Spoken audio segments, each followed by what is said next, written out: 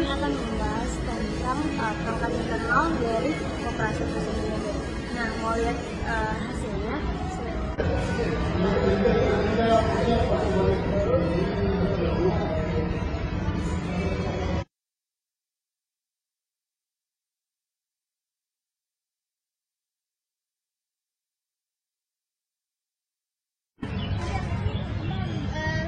Sekarang saya akan menjelaskan bagaimana itu apa sih yang rapat anggota dalam lingkungan koperasi. Rapat anggota koperasi sesuai dengan tahun sekali yang disebut sebagai RAT atau rapat anggota tahunan. Nah, tetapi sesungguhnya rapat anggota dapat dilakukan sewaktu-waktu saja, tergantung dari masalah koperasi yang akan dihadapi dengan kewenangan dari rapat anggota itu sendiri. Kewenangan rapat anggota yaitu satu, dapat menentukan bagaimana anggaran dasar, kedua, kebijaksanaan umum di bidang organisasi, manajemen, dan usaha koperasi. Selanjutnya, pemilihan, pengangkatan, dan pemberhentian pengurus dan pengawas. Yang keempat itu rencana kerja, rencana anggaran pendapatan dan belanja koperasi, serta pengesahan laporan keuangan. Pengesahan pertanggungjawaban pengurus dan dalam pelaksanaan tugasnya, pembagian sisa hasil usaha, dan penggabungan pelaporan pembagian dan pembubaran koperasi. Jika sewaktu-waktu terjadi permasalahan yang hanya bisa dipulihkan melalui rapat anggota, maka pengguna koperasi atau pengawas koperasi atau anggota koperasi dapat mengusulkan pelaksanaan rapat anggota pengurus koperasi. Jika usulan tersebut didukung oleh 50% ditambah dengan satu anggota koperasi atau minimal 2% dari anggota koperasi, maka pengurus harus menyelenggarakan rapat anggota yang disebut rapat anggota istimewa. Sekian dari saya.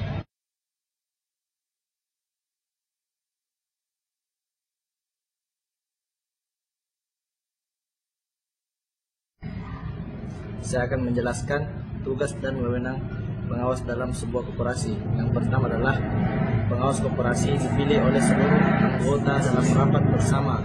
Tugas pengawas ini bukanlah untuk mencari kesalahan yang dilakukan setiap anggota koperasi, melainkan memperbaiki kesalahan yang telah terjadi sesuai dengan peraturan koperasi, sehingga tidak menyimpang dari apa saja yang telah disepakati bersama. Kemudian, tugas dari pengawas juga adalah melakukan pengawasan terhadap pengelolaan dari kebijakan yang diambil koperasi ini, dan pengawas yang telah ditunjuk wajib untuk memberikan laporan secara tertulis mengenai hasil pengawasan yang telah dilakukannya. Kemudian, wewenang dari pengawas yaitu meneliti catatan yang ada pada koperasi dan mendapatkan segala keterangan yang diperlukan, sehingga segala sesuatunya dapat terpenuhi dan koperasi dapat berjalan dengan lancar. Kemudian, wewenang dari pengawas koperasi adalah berwenang untuk memutuskan melakukan penerimaan atau penolakan terhadap keikutsertaan anggota baru, serta melakukan pemberhentian sesuai dengan anggaran dasar koperasi. Selain itu, pengawas juga berwenang melakukan tindakan maupun upaya untuk kepentingan koperasi, di mana hal ini juga harus berdasarkan dan disesuaikan dengan keputusan rapat anggota yang telah ditetapkan.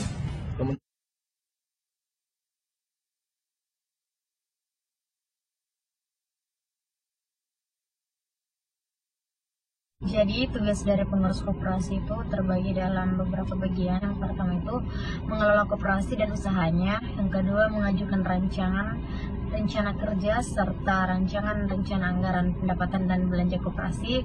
Kemudian menyelenggarakan rapat anggota dan mengajukan laporan keuangan dan pertanggungjawaban pelaksanaan tugas.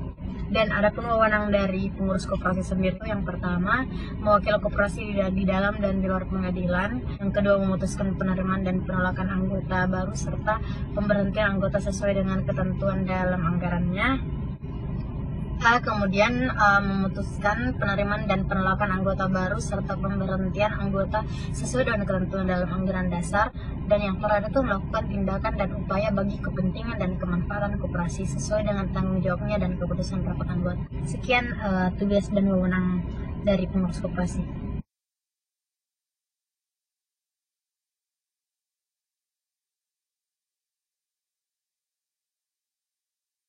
Di sini saya akan membicarakan tentang manajemen koperasi. Yang saya maksudkan ini yaitu manajemen dan manajer tentang fungsi, tujuan, dan tugas dari manajemen koperasi. Adapun fungsi dari manajemen koperasi ada 4, yaitu pertama perencanaan, kedua pengorganisasian, ketiga pengimplementasian, dan terakhir yaitu evaluasi. Pertama, perencanaan. Perencanaan yang dimaksudkan di sini yaitu dalam melakukan suatu tujuan di dalam suatu manajemen koperasi ini, kita harus merencanakan apa yang akan dilakukan manajemen selanjutnya atau apa yang dilakukan oleh koperasi atau perusahaan yang akan dilakukan selanjutnya. Setelah itu kita harus mempertimbangkan sumber-sumber daya apa aja yang ada dalam koperasi itu, apakah sumber daya yang alam yang lebih banyak atau sumber daya manusianya atau modal ataupun ketenaga kerjaannya. Yang kedua yaitu pengorganisasian. Pengorganisasian yaitu setelah perencanaan. Yang maksudkan dengan pengorganisasian yaitu individu yang dilakukan dalam koperasi ini membentuk tujuannya, yaitu tujuannya itu dibentuklah organisasi. Organisasi ini yang dimaksudkan yaitu membentuk kelompok-kelompok untuk mencapai tujuan dalam koperasi tersebut. Yang ketiga yaitu pengimplementasian. Pengimplementasian yaitu yang dimaksudkan yaitu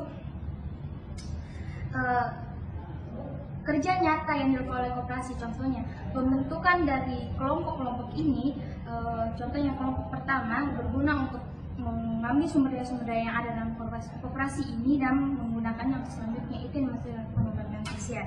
Sedangkan yang terakhir itu evaluasi yang dimaksudkan yaitu meng-flashback kembali apa-apa yang sudah dilakukan oleh koperasi. Apakah koperasi ini dilakukan apabila ada kesalahan di masa yang akan lalu, maka di masa yang akan datang koperasi ini harus memperbaiki kembali apa-apa yang sudah dilakukannya. Selanjutnya, terdapat tingkatan-tingkatan dalam manajemen. Baik, saya di sini akan membahas tentang tingkat-tingkatan dalam manajemen, yaitu yang dimaksudkan di sini tingkatannya itu manajemennya. Yang kedua yaitu peranan dan tugas dari manajer itu. Terdapat 3 puncak dalam manajemen, yaitu pertama manajemen puncak, kedua manajemen menengah, dan yang terakhir yaitu manajemen lini pertama.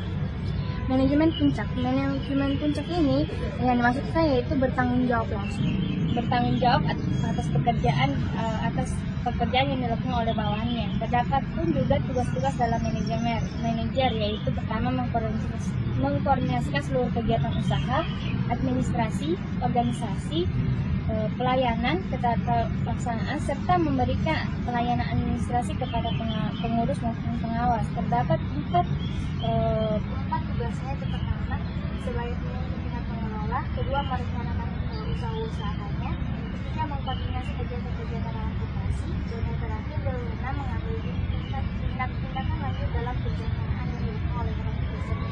Sekian dari saya.